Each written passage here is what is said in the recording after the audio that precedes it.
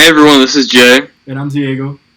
and this is our final project. So we're gonna have Diego be live demonstrating while I talk for the most part. So step one is we're gonna show you guys how we pull the project and start it from scratch. So we're gonna have Diego git pull or git clone from our repository.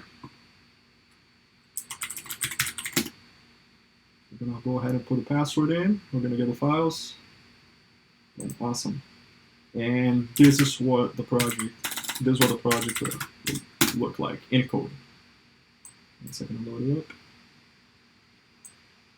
Look at this over here. So this is pretty much the setup of our project. We're gonna have an API and we're gonna have a client. The API is gonna be communicating with the database, while the client is gonna be communicating with the API. It's pretty much an MVC model, and this is how it's all gonna work out. First of all, we need to create an environment variable, because that's what we're gonna be keeping all of our all of our connection strings and all of the credentials to log into the database, right? So we're gonna go ahead and put the file .png. Once we have these things already set up and the credentials all correct, we're going to go over here, and as you can see, that's going to be using the connection string. That's how we're going to connect to our database in the first place. So now that we already have the credentials set up, let's set up the database itself.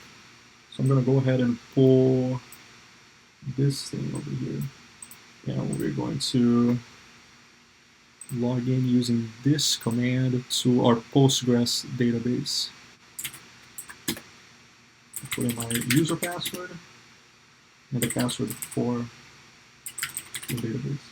And we're in over here, and as you can see, we're going to connect to this. I already created a database, but it's all empty in there. So we're going to go ahead and create or connect to it live. And as you can see over here, I'll list everything and describe it, and I have like nothing in there right now. So right now we're going to pretty much run the scripts that we have in our script folder that we're going to be showing to you guys in a second. And to run that, since I'm already connected to the database, I have to use the iflag, and I have to find the path to the script, to the SQL query, and we're going to go ahead and run this. So all our tables have been created, and we can go ahead and show you guys that these are all our tables. All right, so the next step, since now the tables are created, we're good to go to actually start the web application, right? And this is to come back. I can get out of here. So we're gonna go into the API folder, and we already have all the dependencies installed, so we don't need to do npm install, at least on this computer. So pretty much what I'm going to do now is a node index. That's where our starting point of the application is, and we're going to run it. And now we have our app running in port 3001. And now we're going to have to do the same thing, but for the Front end. So now what we're pretty much going to do is npm start, since we already installed all the dependencies and everything else. And this should start our client server. So now the client server has been started. Something is already running in port 3000. It's the other application. And I was just going to override that. All right, so now we're going to create 5 users. While Diego's typing, I'll explain why. So as per the description, we need 5 or more users for an RSO to be considered active. So that's the reason why we're making 5 users, so that we can demonstrate creating an RSO right after. So we went ahead and created 5 users, and we're going to log in with one of them to create an RSO. So right now we're logged into the application, and as you can see, we don't have any RSOs that we've joined recently. So it's going to be like a blank, it's going to be like pretty much in a blank state. So we're going to go ahead and create an RSO with our user. So we're going to go ahead and put in the user email again.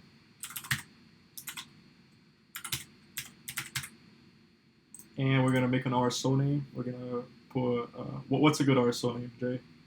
SGA sounds good. SGA. And then we're gonna go ahead and add all of the other emails that we use for the other students. And as you know, it has to be at least 4 of them. So, and we'll be the 5th user. Bob@gmail.com. And it's gonna be email at email.com. I think one of them is my email. Then the other one's gonna be J like this. Yeah, sure. Sure. And then the other one's gonna be die. That's .com. Though that's not how you write it. That is not, no. That's 4 though, so that's good. We create the RSO. We're gonna create the RSO, and as you can see, RSO created. Now Nice. We're gonna go back to our page, and as you can see over here, we have SGA created. All right, now that the RSO is created, we can have Diego log in on his second monitor, another user, and then we'll test leaving and joining with that one. So I have it already up and running over here, the other RSO. So if I want to leave the RSO, I click leave, and as you can see, there's only 4 people left, which means it's no longer active. But I can also join the RSO again, and now there's 5 people in, and it's 5 active. And as you can see over here, it's still the same. It's the same data over here, even though it does refresh after you click leave and join. Yep.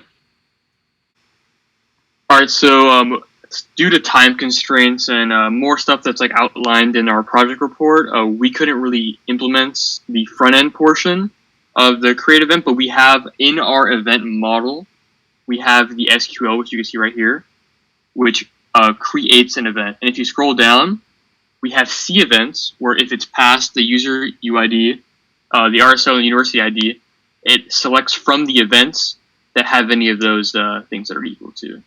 Due to the same issues, we also couldn't implement comments, but we still have the exact same thing where we can create comments. So this is the SQL for that. We have deleting comments, so delete comments where this past and stuff is equal. And then lastly, we have updating comments, which we just use update. And these are the endpoints that we have on the API side for creating a comment. So it just runs the comment function. Same thing for deleting, same thing for updating. So there you have it. That's our application. And thank you for listening to us and going through our code and our front end. Take care. Bye-bye.